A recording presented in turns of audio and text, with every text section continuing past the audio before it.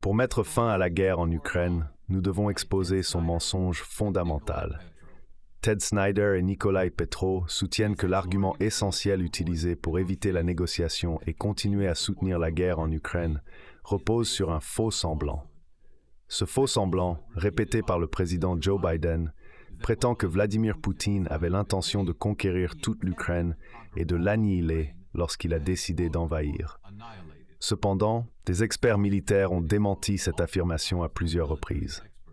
Ils ont souligné, avant et après l'invasion, que la Russie n'aurait pas pu avoir l'intention de conquérir toute l'Ukraine. La raison en est qu'elle n'a pas envahi avec suffisamment de force pour le faire. C'était une raison clé pour laquelle des hauts fonctionnaires ukrainiens et même le président Volodymyr Zelensky lui-même ont soutenu, juste quelques jours avant l'invasion, qu'elle n'aurait pas lieu. L'erreur que la plupart des analystes ont faite à l'époque, nous y compris, était de supposer que puisque les troupes mobilisées par la Russie étaient insuffisantes pour une occupation à grande échelle de l'Ukraine, aucune opération militaire, même limitée, n'était prévue. Ce n'est que plus tard que les dirigeants politiques occidentaux ont utilisé cette erreur à leur avantage. Ils ont insisté sur le fait que la Russie avait toujours eu l'intention de prendre d'abord Kiev, puis toute l'Ukraine, et finalement même d'attaquer l'OTAN. Cependant, si nous considérons la logique militaire de base, le fait que Poutine n'ait engagé que 120 à 190 000 hommes dans sa campagne et n'ait pas mobilisé plus de ressources jusqu'à des mois plus tard, après que Kiev a rejeté l'accord de paix d'Istanbul, indique que ses objectifs en Ukraine étaient limités. Ses buts tournaient autour de la garantie de la sécurité des populations du Donbass et de la Crimée contre les assauts ukrainiens et de la protection de la Russie contre l'expansion de l'OTAN.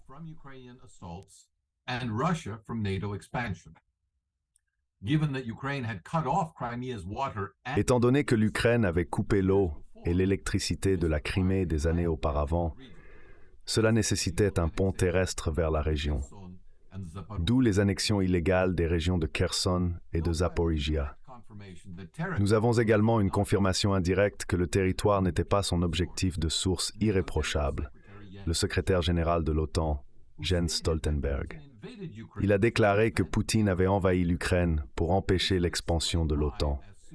Cela expliquerait pourquoi, dès que ces objectifs étaient à portée de main, lorsque les responsables ukrainiens ont paraphé le projet d'accord d'Istanbul en mars 2022, Poutine a arrêté son assaut et retiré les forces russes de Kiev, plutôt que de s'enfoncer davantage en Ukraine. Ce contexte est important, car l'argument en faveur de l'augmentation du soutien militaire occidental à l'Ukraine repose fortement sur l'affirmation que la Russie avait toujours l'intention de s'étendre davantage, d'attaquer l'OTAN et de rétablir l'Empire russe.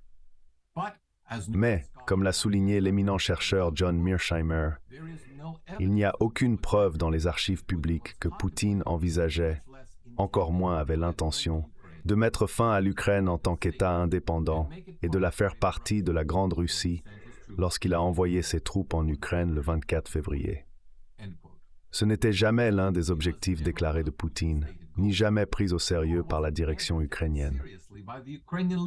David Arahamia, le chef de l'équipe de négociation de l'Ukraine à Minsk et à Istanbul, a récemment révélé que le point clé pour la Russie était que l'Ukraine ne rejoigne pas l'OTAN et que tout le reste n'était que rhétorique et assaisonnement politique.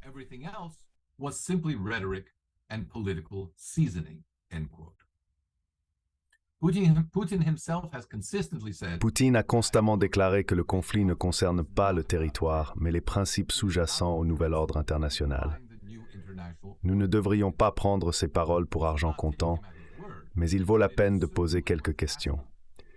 Si les ambitions de Poutine étaient territoriales, pourquoi a-t-il attendu jusqu'en 2014 pour annexer la Crimée?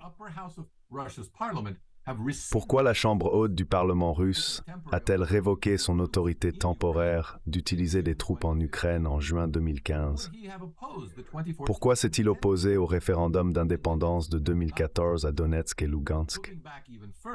En regardant plus loin, si Poutine avait voulu incorporer des parties de l'ancienne Union soviétique, Il avait une occasion parfaite en août 2008. Les troupes russes étaient à seulement 1 heure de route de la capitale géorgienne de Tbilissi. Il aurait pu reconnaître l'indépendance de l'Abkhazie et de l'Ossétie du Sud, puis les annexer à la Russie, mais il a choisi de ne pas le faire. En examinant le comportement actuel de Poutine, l'ancien sous-secrétaire adjoint à la défense des États-Unis, Stephen Bryan, conclut que la Russie n'a pas l'intention de s'étendre en dehors de la zone de conflit en Ukraine.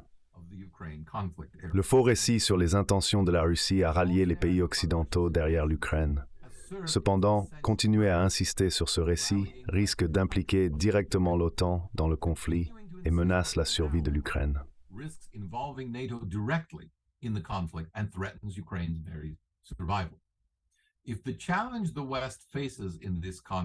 Si le défi auquel l'Occident est confronté dans ce conflit est décrit comme existentiel, alors l'OTAN pourrait se sentir obligée de déployer ses propres forces militaires pour empêcher la défaite de l'Ukraine. Le président Biden a fait allusion à cela lorsqu'il a déclaré « Si Poutine prend l'Ukraine, il ne s'arrêtera pas là. Il est important de regarder sur le long terme. Il continuera d'avancer. Alors, nous serons confrontés à une situation que nous ne recherchons ni n'avons actuellement, des troupes américaines combattant des troupes russes. Finalement, une décision doit être prise pour soit augmenter significativement le soutien de l'Occident, soit laisser l'Ukraine à son sort. Malheureusement, la proposition du président Biden d'un financement supplémentaire de 61 milliards de dollars pour 2024 est insuffisante, car l'Ukraine a besoin d'au moins 5 fois cette somme pour remporter la victoire, selon son commandant militaire en chef. Avec la perte de momentum de la contre-offensive ukrainienne due à un financement insuffisant, un manque d'armement et des pertes insoutenables, l'Ukraine risque de bientôt faire face à une contre-offensive russe. Cependant, avant une telle attaque, la Russie pourrait proposer à l'Ukraine de nouveaux termes de paix, moins favorables que ceux offerts en mars 2022. Si l'Ukraine rejette ces termes, la Russie utilisera sa force supérieure pour capturer plus de territoires, ce qu'elle ne désire pas véritablement. Pour une analyse perspicace de pourquoi c'est le cas, on peut se référer au travail de l'ancien diplomate ukrainien Rostislav Ishchenko. Cette stratégie vise à contraindre l'Ukraine à négocier. À ce moment-là, l'Occident devra prendre une décision cruciale. At that point, the West will be faced with a fateful choice. Either accept Ukraine's surrender or send... Accepter la reddition de l'Ukraine ou envoyer des troupes de l'OTAN sont deux options qui pourraient conduire à de profondes divisions au sein de l'alliance de l'OTAN. Cela est dû au fait que la Hongrie, la Slovaquie et la Turquie ont toutes exprimé le désir d'une résolution pacifique du conflit plutôt que d'une escalade. Cependant, escalader la situation ne garantit pas la défaite de la Russie.